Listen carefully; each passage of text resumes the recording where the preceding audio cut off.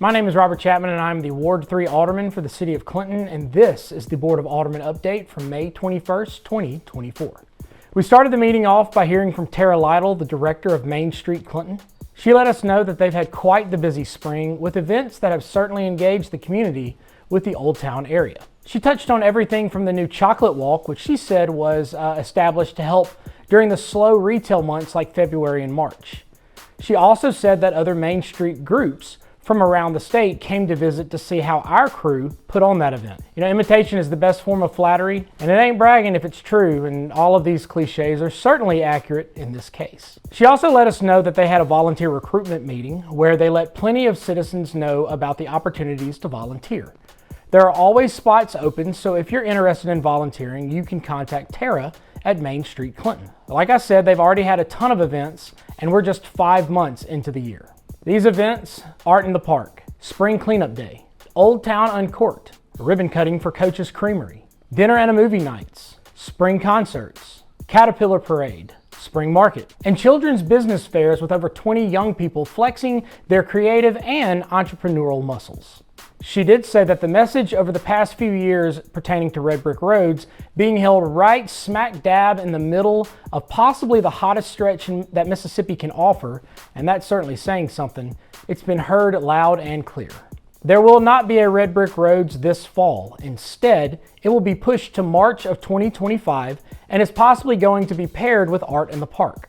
Wyatt Waters will be partnering with Red Brick Roads, as will be other artists, to have some open-air painting sessions that will coincide nicely with the Music and Arts Festival. That, and it won't be a bajillion degrees outside on the brick streets. If you see this video before May 25th, Dr. Czar's Funk Band will be performing in Lions Club Park this Saturday. If you haven't heard them, they're pretty fun. And as the kids say, they slap. I think that's what they say. Anyway, we jumped into the voting by appointing our Alderwoman at Large, Ricky Garrett, and our Ward 6 Alderman, James Lott, as Clinton's voting delegates for this summer's Mississippi Municipal League's Summer Conference. We also renewed the city's lease that involves all computer equipment since the 3-year lease that was originally done is reaching its end. You may have heard of the possible $5 million investment the city is looking to make into bringing Traceways lights out of the 1980s. Now, the 80s were a good decade. I came into this world in the 80s, but when it comes to lighting our fields, it's time for an upgrade.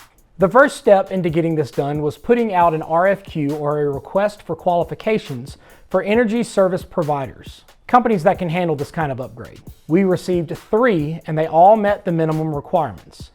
Now we'll move forward to figuring out what company gets the contract. The mayor said that he's hoping to have this done no later than the summer of 2025. So here's hoping. The Junior Civic League of Clinton donated $15,000 to Clinton Parks and Recreation. These funds came from the money they raised in their annual gala. $5,000 of that $15,000 will go towards banners that will have the field numbers visible at Traceway. If you've been to a game or a tournament out there, having visible field numbers is extremely valuable. The BoA Juniors tournament that was held a few weeks ago was a massive one, and having field numbers for locals and visitors to see will help a great tournament become an even better one. The other $10,000 will go towards a new baseball scoreboard on the baseball side. It will have the Junior Civic League's logo on it, and it will benefit the youth of this community for sure. The drainage channel slope stabilization improvement project on Sunset and Kent Drive was concluded. The city will get reimbursements from the project because this project is an NRCS project. Not all cities are awarded NRCS money, and in fact, Clinton has been on the other side of this story before. But we're more than happy to have this project wrapped up and to have completed this in a fiscally responsible way. We heard from Philip Lilly, our Director of Public Works, and an all-around good guy. 2 sewer treatment projects are underway, one at the Clinton Northeast and the Clinton Briars location. These are involving the UV treatment replacements. The water system is also getting an upgrade, going from a reliance on radio technology that relies on the power grid to cellular technology. The big water towers across town relay information regarding how full the tanks are and maintaining the pressure needed for our water services. If the power were to go out, as it does from time to time, these tanks could be affected since, like I said, the radio communications technology relies on the power grid. But we're switching to the cellular method now. Think of it like the upgrades to your home security system. Remember when they went away from phone lines and went to cellular communications in the case that a line was cut or the power goes out? Same thing happens here. This meeting was a short meeting that allowed us to close out May in a positive way. Now, I would be remiss if I didn't mention the fact that one of the best things that Clinton has to offer that can't be found anywhere else close to here is our BoA FC soccer team.